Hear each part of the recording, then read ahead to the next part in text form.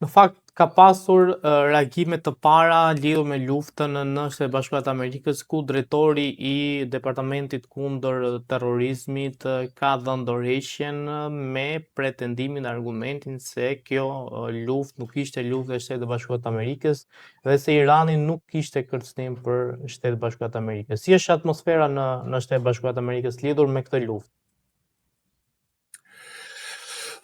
Sigurisht kjo që thatë ju është e vërtet, ka shumë zëra cilat flasin për arsye të ndryshme të dorëheqjes, por nëse e marrim për të mirëqenë, ky është zotëria që dha dorëheqjen ishte një nga përfaqësuesit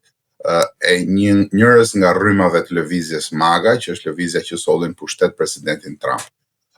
Nuk do t'i jepja më shumë peshë se sa ka dorëheqja. Ishte një moment kyç, një moment serioz, por unë mendoj që është moment që do të tejkalohet nga administrata.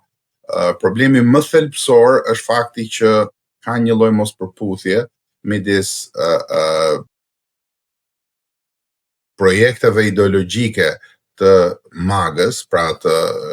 projektit politik të presidentit Trump dhe realitetit. Pra mospërputhja qëndron tek fakti që MAGA e shihte presidentin Trump si përquesin e një strategjie të mbylljes dhe jo të hapjes ndaj luftrave e të tjera. Ishte e pavitueshme që të mbrinim këtu, sepse shpesh herë retorika politike e brendshme nuk përputhet me realitetin ndërkombëtar. Unë mendoj që realiteti është më i ndërlikuar se sa e shohin edhe publiku amerikan, sepse lufta bëhet jo thjesht për lindjen e mesme, lufta bëhet në një përballje të madhe me Kinën, një përballje të madhe me për të tërhequr brenda asaj që quhet grupimi pro Shtetet e Bashkuara të Amerikës ose të paktën neutral të Rusisë, duke i dhënë Rusisë atë çka dëshiron, në mënyrë që kur të vi momenti i përballjes me Kinën, Shtetet e Bashkuara të gjenden në pozicion të favorshëm dhe të kontrollojnë të gjitha pikat kyçe gjeostrategjike në një përplasje eventuale me Kinën. Ky është qëllimi real i luftës dhe unë mendoj që ka ende shumë për të bërë që ka shumë çka do të ndodh që të shohim se ku do të shkojnë gjërat, por ajo që duket qartas është që kemi një përshkallëzim të përplasjes, kemi një ndërhyrje të madhe të Rusisë dhe Kinës në favor të Iranit, duke furnizuar Iranin me inteligjencë mbi vendodhjen e trupave dhe bazave amerikane dhe të avionëve amerikan. Kemi një ndërhyrje të Kinës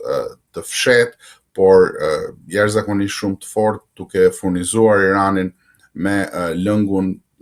me cilin mbushen raketat, me kimikatin që prodhon lëngun që mbushen raketat, lëngun plasës, e të tjera. Pra, kemi një pozicionim të qartë të disa forcave,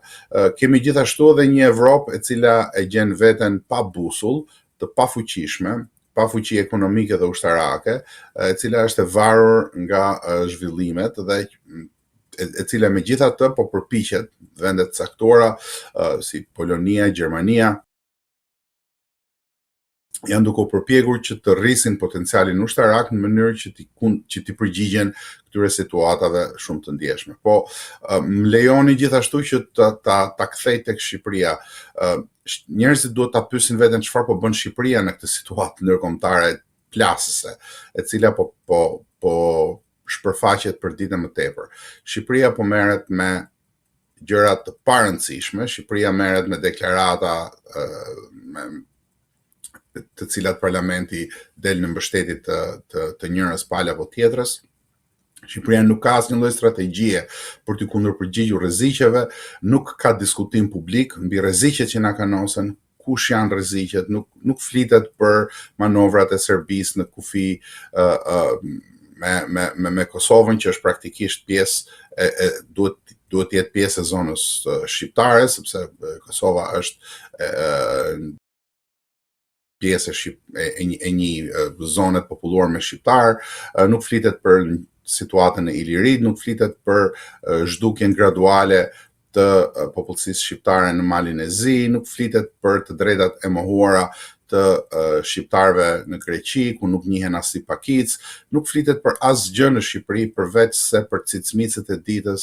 përveç se për budallallëqet e përditshme të Paris, të cilat nuk kanë asnjë lloj vlere, jo sepse nuk kanë vlerë politike, po sepse paria në fundit veprojnë bashkë. Ecin bashkë, duan thjesht të ruajnë sistemin dhe nuk ju ndjen as pak për interesat e Shqipërisë dhe të shqiptarëve.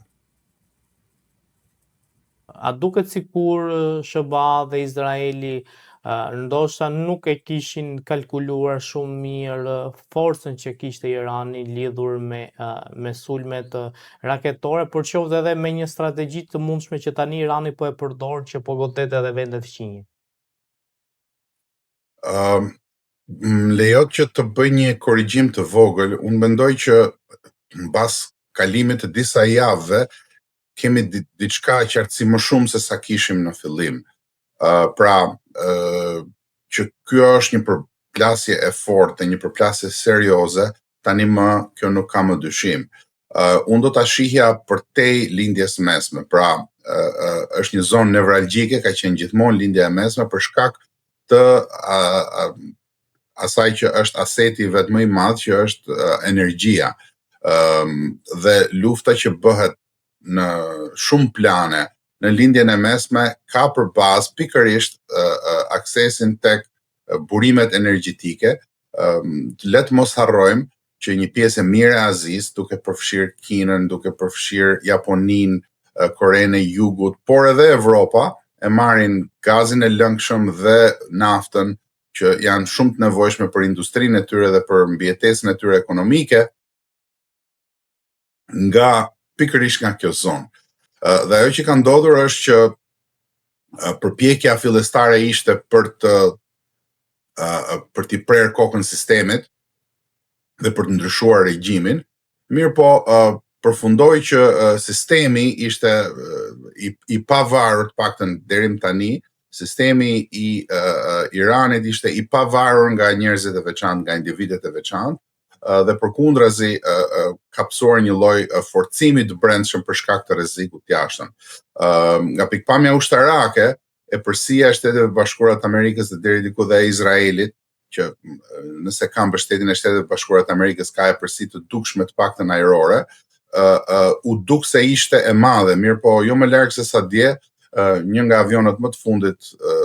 të nivelit 5, F-35, u rrëzua, pavarësisht se nuk u shkatrua, i rezistoi raketës antiajrore, por u rrëzua nga raketat antiajrore iraniane. Pra, lufta është vetëm në fillimet e saj dhe Irani është duke përdorur të gjithë levat e mundshme për të rrezikuar ekonominë botërore tani më, jo thjesht vendet e gjirit, por ekonominë botërore duke e futur atë në një spirale jashtëzakonisht shumë të rrezikshme. Ajo që duket është që kanë mbetur shumë opsione, mirë po cili do opsion ka me vete problemet e veta. Dhe unë mendoj që zgjidhja do të jetë ose një përshkallëzim i mëtejshëm i situatës, ose do të ketë një lëvizje tektonike dhe një ndryshim të forcave hegemonike në lindjen e mesme. Për këtë po luftohet. Pra kjo është lufta. Po sigurisht që secili plan që është bërë fillimisht bie në ditën e parë të luftimeve, generalet zakonisht e kanë këtë ide në kokë që plani më i mirë ndryshon mbas ditës parë të luftimeve, sepse ekziston kundërshtari, ekziston lëvizje të pa njohura të kundërshtarëve e të tjera e të tjera. Pra, sigurisht që në ndërhyrje të tilla ka plane A, B, C, D edhe E, ka shumë mënyra të ndryshme për t'ju kundërpërgjigjur, por ajo që po ndodh është që praktikisht Irani është duke rrezikuar situatën në rajon, është duke bërë një luftë strategjike me afatin e gjatë, në mënyrë që të detyrojë me anë të levave ekonomike largimin e Amerikës si hegemon nga lindja e mesme, dhe pikërisht për këtë arsye është duke u zhvilluar përpjekja dhe përplasja.